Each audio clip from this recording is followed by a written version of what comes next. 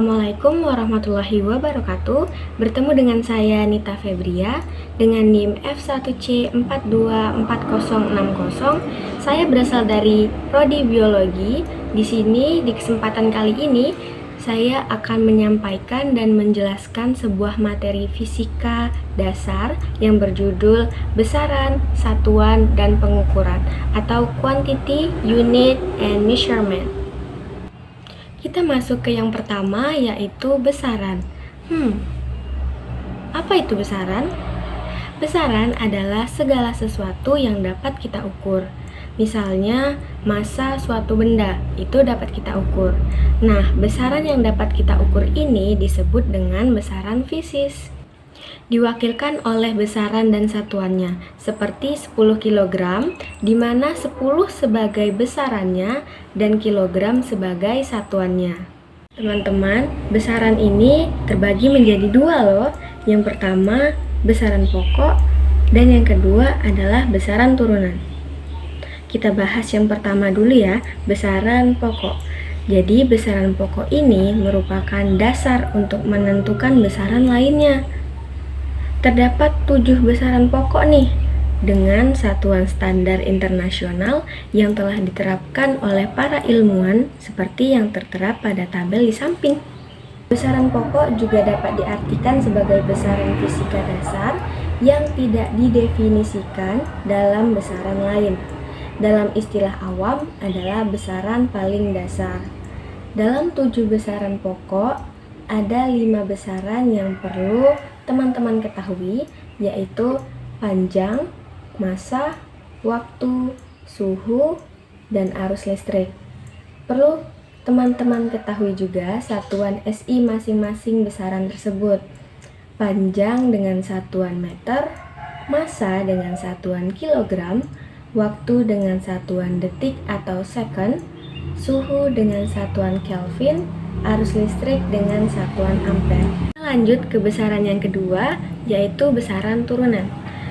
Jadi besaran turunan ini adalah besaran yang diperoleh dari penggabungan dua atau lebih besaran pokok.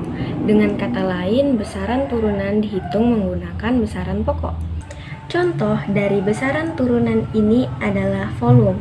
Volume adalah besaran turunan, yaitu dibuat dengan cara mengalihkan 3 buah pengukuran panjang, yaitu panjang, lebar, dan tinggi. Contoh yang kedua dari besaran turunan adalah kelajuan, di mana kelajuan didapat dari jarak dibagi waktu. Sehingga kita bisa lihat besaran turunan ini diturunkan dengan menggabungkan berbagai besaran pokok. Dalam contoh ini, besaran pokoknya adalah jarak atau panjang dibagi oleh waktu. Selanjutnya kita beralih untuk membahas tentang pengukuran. Apa itu pengukuran? Jadi, pengukuran adalah kegiatan membandingkan nilai besaran pada benda dengan nilai besaran pada alat ukur. Pada pembahasan kali ini kita akan membahas 3 pengukuran. Yang pertama, pengukuran panjang, pengukuran massa, dan pengukuran waktu. Kita bahas satu persatu ya. Yang pertama, pengukuran panjang. Panjang adalah besaran fisika yang menunjukkan jarak antara dua titik. Dapat diukur dengan menggunakan alat-alat, misalnya mistar, jangka sorong, dan mikrometer skrup. Kita masuk ke pengukuran yang kedua, yaitu pengukuran massa. Massa adalah jumlah materi yang terkandung dalam suatu benda. Massa dapat diukur dengan alat berupa timbangan atau neraca. Jenis-jenis timbangan atau neraca ini ada banyak sekali. Contohnya atau diantaranya adalah neraca pasar, neraca 3 lengan, neraca digital, neraca duduk, dan neraca 2 lengan. Kita masuk ke pengukuran yang ketiga, yaitu pengukuran waktu.